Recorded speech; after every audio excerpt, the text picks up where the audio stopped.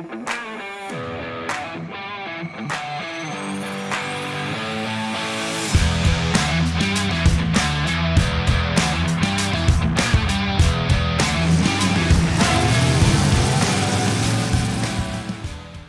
priatelia, toto je naozaj jedinečná príležitosť z viacerých hľadísk, že sa stretávame ešte teraz v dostatočnom predstihu pred akciou, aká tu ešte nebola. Hovoriť budeme naozaj o super víkende motoristického športu na Slovakia Ringu, pretože jeho súčasťou bude viacero automobilových pretekov, a to dokonca aj tých najťažších kalibrov, tak to poviem, a samozrejme aj Superfest, teda krásny festival 90. rokov, ktoré ak máte radi, tak celkom určite na tomto festivale nemôžete chýbať. Takže dovolte mi privítať štúdiu tohto krásneho sedenia Petra Peceho, ktorý je marketingovým riaditeľom Slovakia Ringu. Peter, vítaj. Tak, pozdravujem všetkých fanúšikov.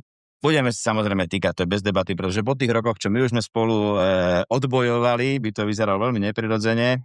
Peter, ja som začal teda o tom najťažšom kalibri. Hovoríme teda o víkende v prvom rade, aby sme sa zorientovali v kalendári. Je to teda 7. a 8. júna. Správne, 7. a 8. jún. Samozrejme, že hovoriť budeme predovšetkým o tom 7., pretože sobota bude veľmi, veľmi bohatá, ale zase, aby sme nezabudli, že športové víkendy na Slovakia Ringu sa bežne konajú celé 2 dni, sobota a nedeľa. Plus ešte jeden deň predtým. Áno, a ešte aj tréningový deň predtým. Takže začneme tými najťažšími kalibrami, ako tomu ja hovorím, teda majstrovstvá Európy ťahačov, teda FIA ETRC. To je taká skratka, ktorú si budeme pamätať, ale vieme ju veľmi ľahko dekódovať, keby sme chceli.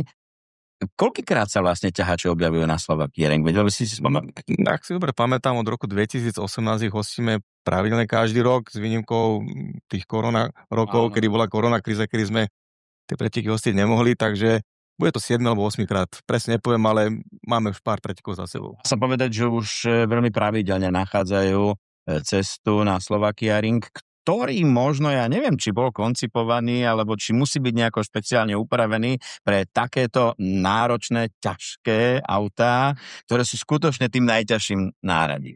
Oni sú najťažším náradím. Okruh sám o sebe zvláda, nepotrebuje nejakú špeciálnu homologizáciu. Tú licenciu, ktorú vlastníme, nás opravne organizovať podujatia všetkých motoristických podujatí s výnimkou Formuly 1. Takže traky bez problémov zvládame. To chápeme, že Formula 1 je asi niečo, čo ešte tak skoro nebudeme o tom hovoriť, ale vráťme sa teda k trakom, ktorých súčasťou výnimočne bude aj teda Superfest 90s, teda 90-ky. Dostaneme sa k tomu samozrejme. A poďme si povedať, čím sú tieto preteky špecifické. Ja rovno na úvod poviem, že mne sa bežne stáva, že keď komentujem tieto preteky a potom rozprávam, kde som bol cez víkend, tak sa ma ľudia pýtajú, že čo, traky na Slovakia Ringu? To sa ešte jazdí, lebo to má naozaj obrovskú históriu a ľudia boli nadšení z toho, keď sa to v televízii pred 20, 15, 10 rokmi ukazovalo. Treba si uvedomiť, že majstrovstvá sveta sa nejazdia, neexistujú, pretože kvôli logistickým dôvodom prenášať také obrovské kolosy do zámoria je logisticky nerentabilné, takže ostalo to pod štatútom majstrovstiev Európy. A sú to vlastne jediné preteky, ktoré idú pod FIA, pod Medzinárodnou atomovou federáciou, čiže správa sa regulami FIA. No a sú teda najvýznamnejšie preteky, ktoré sa jazdia, ako hovoríš, už v histórii niekedy. Takže a tým, že pravidelne chodia ku nám, tak my sa tomu len tešíme, lebo naozaj akože sledovať vyše 5-tonové kolosy, ktoré majú 1200 konia a 5000 Nm krútiaceho momentu, to sú šialené čísla, ktoré pri bežných autách nemáš na to človek vidieť. A preháňať sa s kamionmi, tak to je veľký zážitok.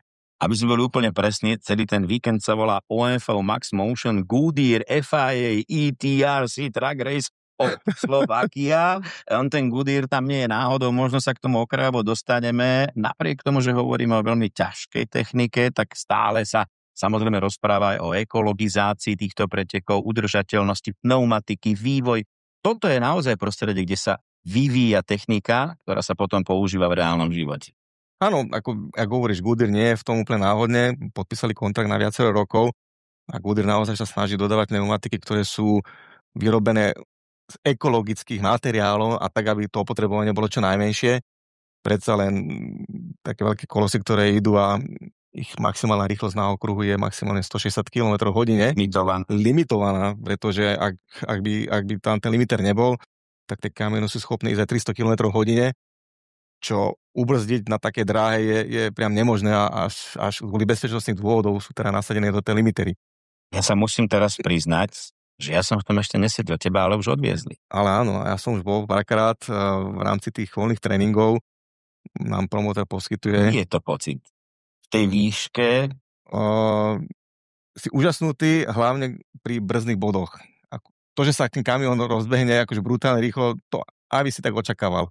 Ale ak neskoro vie ísť ten kamión na brzdy, to je priam šialené, že 5,5 tónne vozidlo vie brzdiť v takých bodoch, kde ty ešte normálnym cestovým autom, bežným športovým autom ešte stále už dávno predtým brzdíš a on má tú hranicu oveľa ďalej a že to ešte dokáže zatočiť a že sa neprevráti, tak to sú na srdiečko veci. Ja si myslím, že tie brzdy sú aj špeciálne chladené, celá tá technika je úplne iná, ako sme zvyknutí u bežných cestovných automobilov. To je pravda. Zober si, že tréningy aj potom samotné preteky sú vypísané na 30 minút max.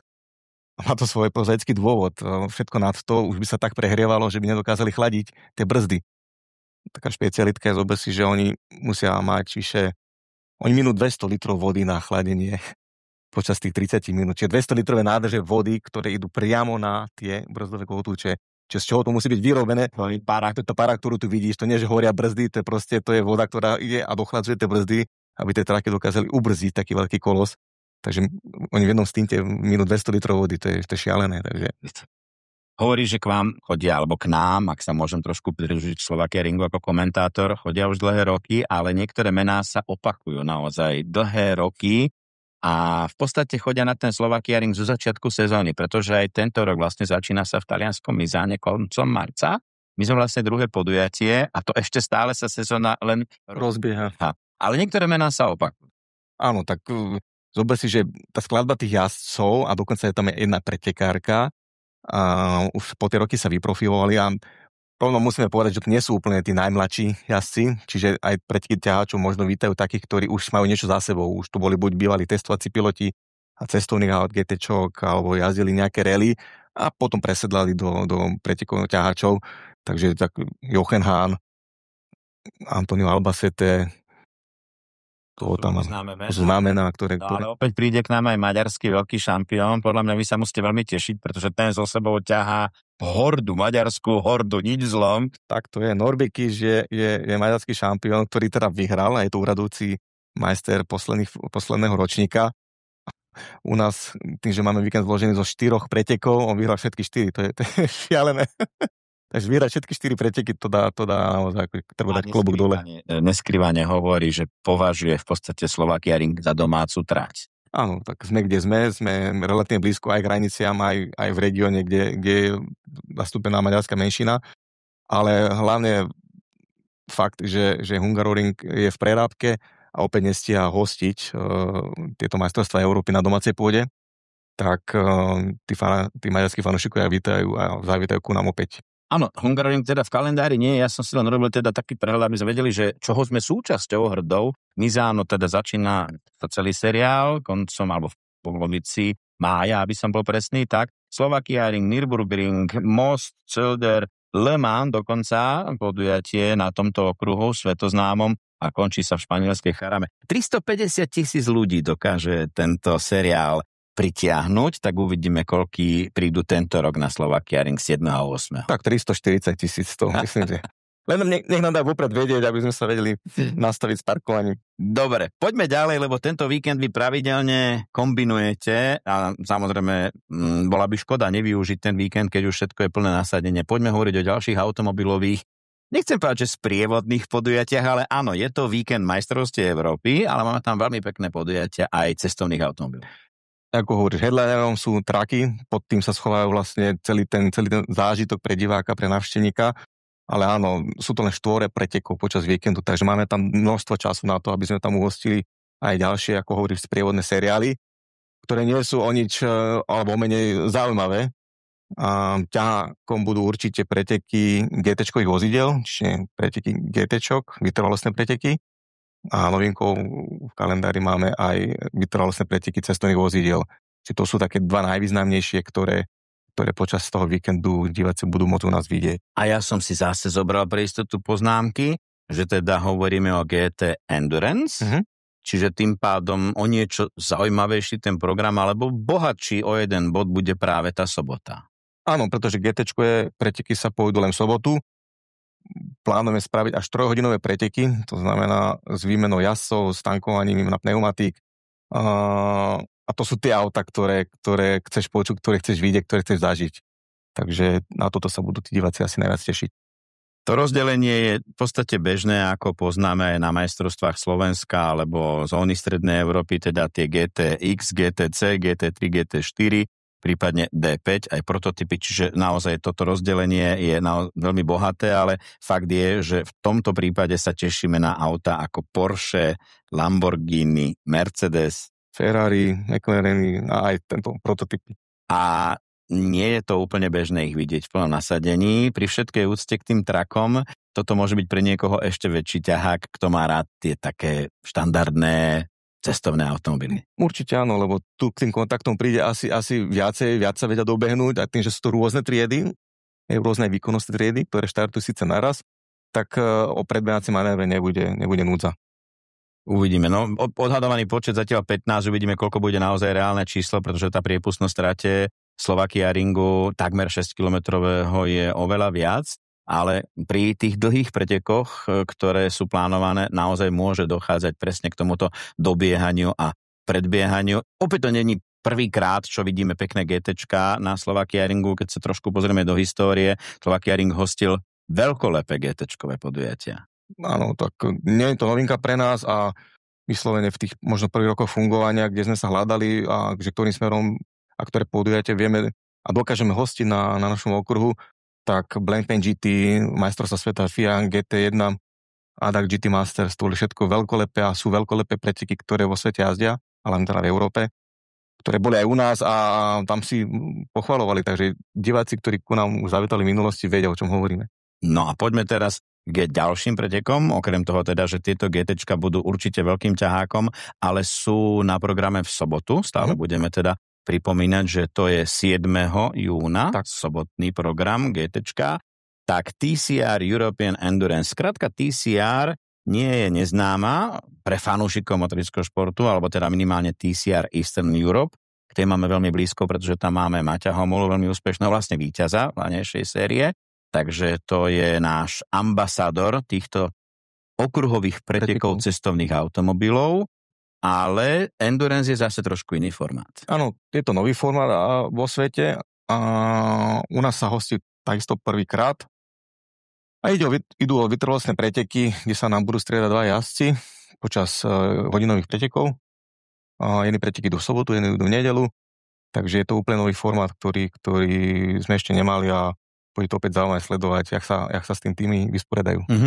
Pozeral som sa trošku do predpisov, vyhodnocovať sa bude vlastne súčet tých výsledkov aj teda sobotných a nedeľných pretekov, lebo niekedy sa to robí tak, že sa vyhodnocujú samostatné preteky, alebo bodujú sa samostatné, to sú tie skôr šprintové preteky, kde sa potom aj otáča poradie, alebo žrebuje, to sú také milé celkom veci, ale v tomto prípade bude sa sčítavať to poradie z jednotlivých pretekov, dokonca som niekde čítal, že pri tom povinnom pitstope sa musia vymeniť pneumatiky, skrátka je tam nejaká povinná činnosť, ktorú musia pretekári, respektíve týmy urobiť. Zase len pre zaujímavosť, že v marci sa začína v talianskom Mugello, Slovakia Ring 2, Pannonia Ring, tentoraz v Maďarsku, Vallelunga a Misano. Čiže tam, kde začíname vlastne traky, tak tam končia práve tieto európske vytrvalostné preteky TCR. Určite zaujímavý formát, lebo na rozdiel od tých šprintových pretekov zase je tu možnosť trošičku čakať, taktizovať, lebo v tých šprintových pretekoch nemáš šancu zaváhať.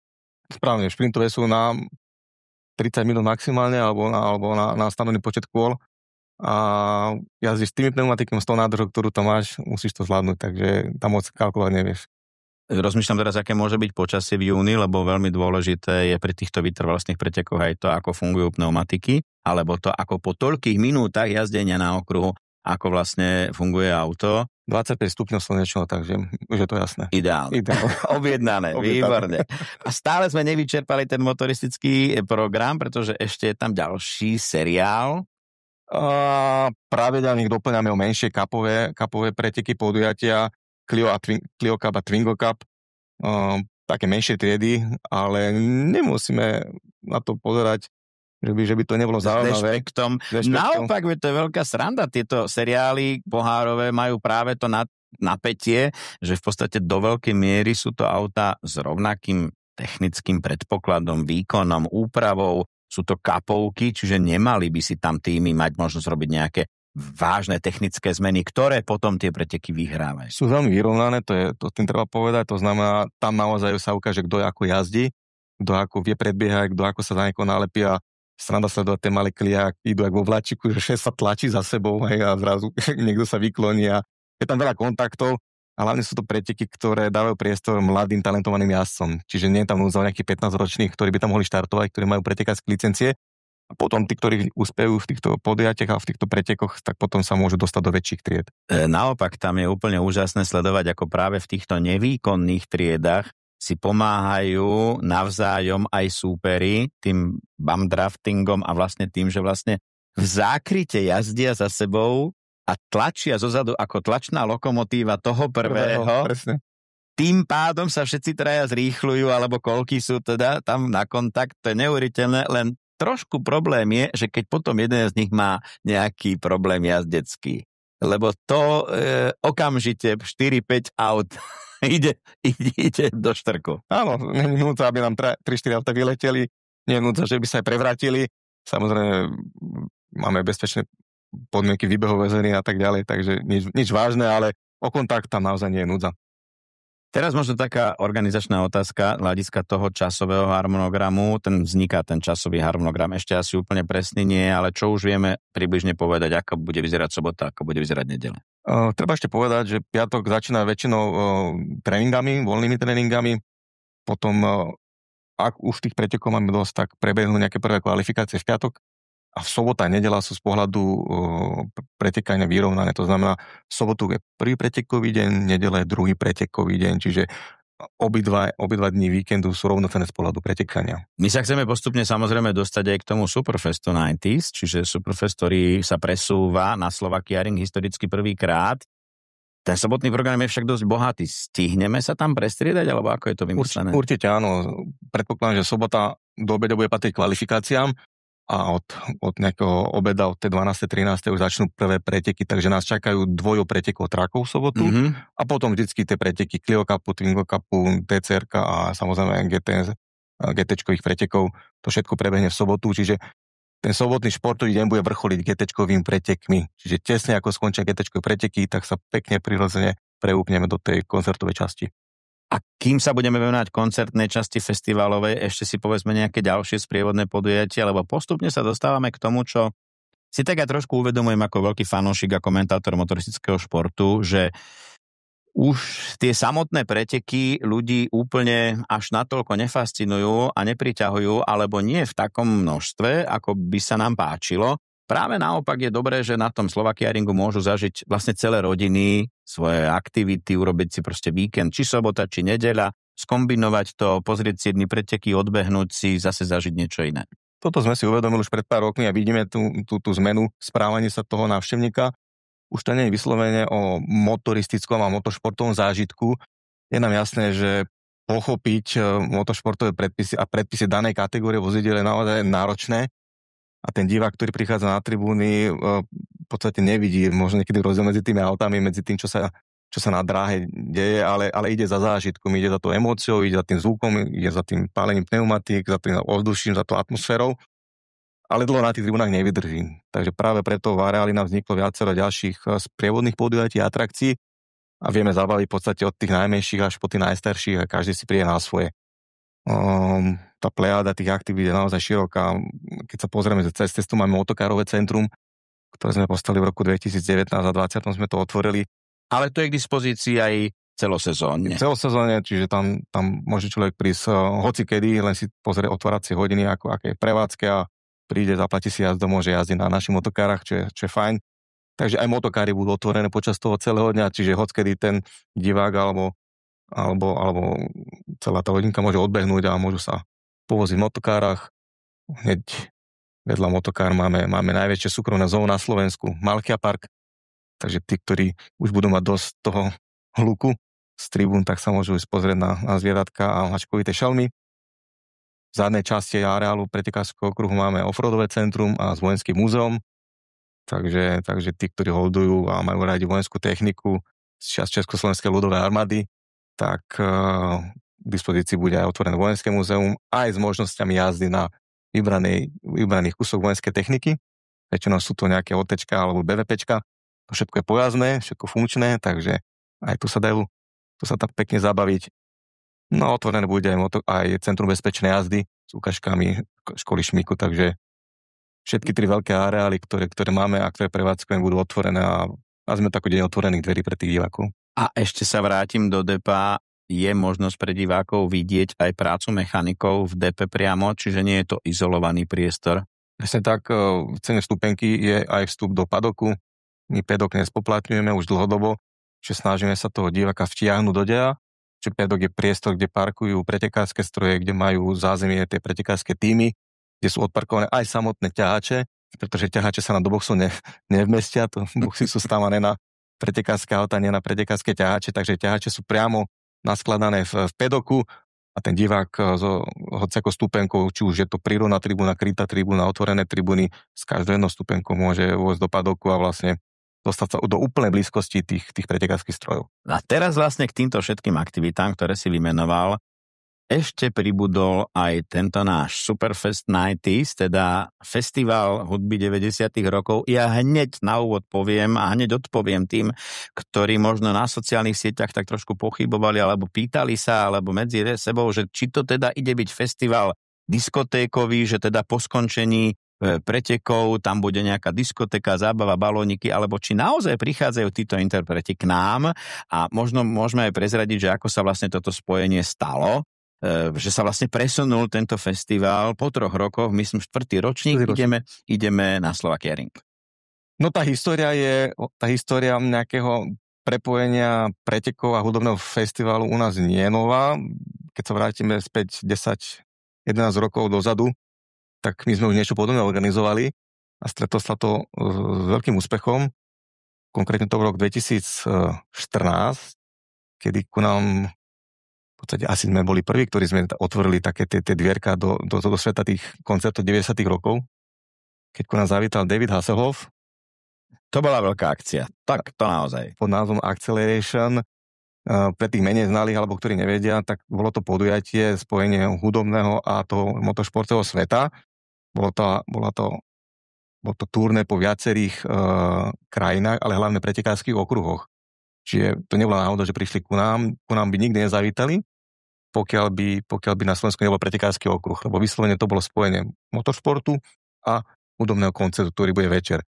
Takže to bola sieť nejakých 6-7 koncertov po celej Európe a musím jednoducho dodať, že najúspešnejší a najvypredanejší sme boli my na Slovakia Ringu, pretože mená ako Rick Astley, Samantha Fox, Two Unlimited, Venga Boys, Turbo Bee of Snap a samozrejme moderované samotným Davidom Hasselhoffom, tak to už tie mená samé o sebe by vypredali asi solo, samotné podujatie, samotný koncert. Na tým, že sa nám to v roku 2014 podarilo dotiahnuť na Slovakia Ring, videli sme, že bezmála 15 000 fanúšikov sa nám natlačilo do toho sektora, kde sa konalo podujatie, tak to nám ukázalo, že OK, že toto má veľký potenciál, ale keďže my sme profici na motoršport a v podstate venujeme sa tým motoršportovým športovým predpisom a tak ďalej, dlho sme sa nejak zdráhali organizovať nejaký taký podobný koncert, lebo predsa len potrebujete nájsť niekoho, kto sa tomu naozaj rozumie, ktorý vie dotiahnuť tie kapely, ktorý sa vie o nich postarať. No a už pár rokov sledujeme Supermedia Superfest, koncept, ktorý sa pravidelne organizuje v Nitre. Slovo dalo slovo, našli sme silného partnera a povedali sme si, OK, ideme to vyskúšať. My na to máme priestor, máme to kapacitu, máme chuť. Vyskúšali sme si to v minulosti, môžeme to spoločne prepojiť a myslím si, že to môže byť zaujímavý víkend. To bude celkom určite zaujímavý víkend, lebo tá sobota bude nesmierne náročná, bohatý program a festival, ktorý bude do nočných hodín, predpokladám, do neskorých večerných hodín, aj keď samozrejme, že depo musí potom spať. Kde to vlastne bude? Kde to bude umiestnené? Bude to presne v tých priestoroch, ak sme organizovali ten koncert v roku 2014. Čiže ak diváci poznajú náš areál, tak Bčková tribúna, to je tá veľká montovaná tribúna, kde sa dá uhostiť vyše 2,5 tisíc divákov, tak hneď za ňou je obrovské makadamové parkovisko, štvrkové parkovisko, kde teda bude pekne rozložené aj ten stage, backstage a potom postupne aj tie VIP zóny jednotlivé, čiže verne kopírujeme to, čo sme už raz mali a fungovalo nám to, takže sa vrátime k tomuto istému. Naši fanúšikovia, ktorí nás sledujú, už vedia, ako ho sme pozvali na tento festival, môžeme si to zopakovať, môžeme ich vymenovať, lebo niečo sa kryje s tým, čo si hovoril, niečo je iné, niečo samozrejme nemôže byť stále úplne iné a tak, čiže máme tu zaujímavý line-up, ako sa hovorí, a budú to skutočne kapely, alebo teda speváci, lebo často sú to speváci, alebo teda časti tých kapiel. Ešte raz odpovedám na otázku, že naozaj vystúpia na pódiu počas moderovaného programu. Určite áno, možno tie mená nie sú až tak známe, jak niečo z minulosti, ale keď tie skladby budete počuť, aj diváci, aj posluchači, keď ich počujú, tak hneď im to trakne, áno, to sú oni, a potom si spoja ten obraz s tým zvukom. Áno. Takže mená ako Daisy Dis, Technotroniku, Culture Beat, Ozone, veľmi známy, Real McCoy, Master Boy, Stacy, Real to Real, alebo potom to Best of 90s show, takže toto bude... Ja sa musím priznať, že som si presne tieto veci naťahal teraz do auta, lebo ešte sa bude o tom hovoriť neskôr, ale máme taký projekt, také vizualizácie, pekné auto sme si pochystali a počúvam tú hudbu, pretože vlastne ja som v tých 90. rokoch začal trošku spolupracovať s rádiami, neviem vlastne, kde si ty bol v 90. rokoch, aj keď oni sa potom, samozrejme tie 90 roky to tak pokračovalo, hej, nehovoríme teraz na samotných 90. rokoch, a mám dcéru vo veľmi hitlivom veku, tretiu, a ono tak počúva, že aj toto poznám presne, a je to nesmierne tanečná, príjemná, chytlavá hudba. Súhlasím, možno veľa tých mladých, tie mená nič nehovoria, ale keď tým, že sa to hráva v rádiách a opakovane. Aj sa využívajú z toho rôzne melódie, určité časti a tak, ktoré sa vracajú, lebo naozaj sú veľmi chytlavé. Tak doplním, veľa ľudí sa našli toto vážne prídu Ozone, akože áno, lebo tá pesnička je známa, hlavne tá jedna. Áno. A že naozaj áno, prídu, áno, a budú jeden z tých headlinerov, takže myslím si, že aj túto vekovú kategóriu vieme osloviť, hoci primárne to bude asi o nás, hej, a tá vzorka ľudí, ktorá príde a ktorú sme aj mali v tom. Prekvapení, mladí ľudia, ďaleko mladší ako my dvaja dohromady, fakt túto hudbu berú, lebo sa im páči, lebo je milá, lebo je proste taká veselá, spevavá, okrem toho, že aj dnes sa robí veľa dobrej hudby, ale fakt sa k tomu ľudia vracajú. O to viac sa teším, pretože keď zavietajú ku nám a spoja si to s tými atrakciami, ktoré máme v areáli, tak myslím si, že to bude, že každý si príde na svoje, a pokiaľ by im tá sobota nestačila, tak tá nedeľa vlastne opakuje z pohľadu toho motošportového a pretekania sobotný program, takže vstupenky či už víkendové alebo v kombinácii s tým koncertom. Toto, aby sme nezabudli povedať, že informácie o pretekoch budú asi na stránke slovakiaring.sk. Aj na slovakiaring.sk, aj na samotnej supermédii, takže superfest.sk. Superfest.sk, to je to dôležité, že čokoľvek teraz nepovieme, a samozrejme nebudeme teraz hovoriť o úplných cenách, sumách, nebudeme tým zabíjať čas, samozrejme, ale tieto všetky veci sa tam dozvedia naši diváci. A hlavne odporúčam sledovať potom priebežne našu stránku, kde už máme teraz vytvornú podstránku k pretekom, lebo my ten program stále kreujeme. Budeme mať nejaké tuningové zraz, nejaké auta pekne vystavené. Máme tam leteckú show naplánovanú. Čiže to nie je len to, čo som doteraz hovoril, ale my ten program naozaj kreujeme a veľa partnerov sa nám hlási, chce prísť, chce vystavovať, chce byť súčasťou aj soboty, aj tie nedele. Takže... Ale keď sa tam bude naozaj chystať 10 000 ľudí, ako to máte vymyslené s dopravou? To sú ďalšie otázky, ktoré dostávam, že kývadlovka, doprava, nemôžu všetci prísť autom až pod pódium. Všetko riešime. V podstate veľké parkovisko, ktoré medzi nami a Malkiova parkov uhostí naozaj vyše neviem, 1000 vozidiel, čiže tam to máme odskúšané, tam to vieme upratať. Potom už prechádzajú ľudia vlastne pešo v tom areáli, ale v rámci areálu bude mať opäť vlastnú kývadlovú dopravu. Čiže od toho dva najzdelenejšie body sú medzi sebou 1500 metrov. Čiže rovno keby si nepoužil kývadlovú dopravu a chce sa prejsť, tak to nie je nič tragické. Sú okruhy, kde pešuješ možno 4-5 kilometrov. Jasné. Keď od momentu zaparkovania svojho auta, takže myslím si, že náš areál je z tohto pohľadu veľmi komfortný a dostupný každému jednomu. Pýtali sa ma napríklad, že či bude možnosť prísť s kempovým autom niekde zaparkovať napríklad. Určite áno, tá veľká trávnatá plocha pre parkovanie bude mať aj vyhradené miesta pre kemperov. Čiže bude taká kombinácia, a teraz buďme úplne konkrétni, že môže si pozrieť niekto celodenné podujatie, preteky, a potom pokračuje festivalom, alebo príde len na tú hudobnú časť? Je aj. Je aj taká možnosť. Ja vyslovene tak, že ak niekto nestíha alebo má záujem o tú hudobnú časť, vstupenky len na tú hudobnú časť, príde večer, môže prespať, môže ísť v noci domov a proste jak sa bude cítiť. Ale keď už prichádza na ten Slovakia-ring, naozaj odporúčam zvážiť si a pozrieť si, čo v tom areáli je, lebo je to jedinečná šanca sa pozrieť aj na atrakcie, ktoré doteraz nezažil. Jasné, ale keby náhodou niekto chcel, že vyslovene, že prídem teraz na tú hudobnú časť, bude mať kde zaparkovať, bude tam dostatok celého zabezpečenia, by sme teda až do takých detailov, že všetko tam bude to, čo aj papať, aj piť, všetko aj papať, aj piť, som rád, že si to povedal. Všetko bude k dispozícii, dokonca prespať. Hotel máme už vybukovaný, tam asi v našich priestoroch nie, ale okolité penzióny a všetko tie dedinky, ktoré vlastne sú okolí nás, tak žijú z našich podujatí, takže ľudia sú podnikaví a tí, ktorí majú mobil a nájdu si, vedia sa rýchlo ubytovať. Dobre, že hovoríš, lebo je čas nad tým začať uvažovať, keby niekto prišiel trošku zo väčšej vzdialenosti a chce tam povedzme zostať ešte tú noc, alebo vrátiť sa v nedeľu na Slovakia-ring, tak je super teraz uvažovať o tom. Je tam veľa ubytovania v okolí a od Dunajská Streda to je 10 km od nás, takže Bratislava zober si, že je koľko, 28 minút po diaľnici, čiže to nie je hádam ani téma, že niekto si povie, že z Bratislavy ďaleko po novej R7 naozaj do pol hodiny si u nás aj naspäť. Tak, na záver môžeme zopakovať, že hovoríme o víkende 7. a 8. júna. To je už onedlho, takže ak uvažujete o tom, že chcete prísť na tento prebohatý víkend, ja som to nazval, že najťažšia party v roku, ale mám tým na mysli samozrejme najmä tie traky, lebo tie sú skutočne ťažké a asi aj tá party bude dosť náročná. Tak sa na to poriadne pripravte. 7. a 8. júna sa vidíme na Slovakia-ringu. Peter, ďakujem pekne, teším sa.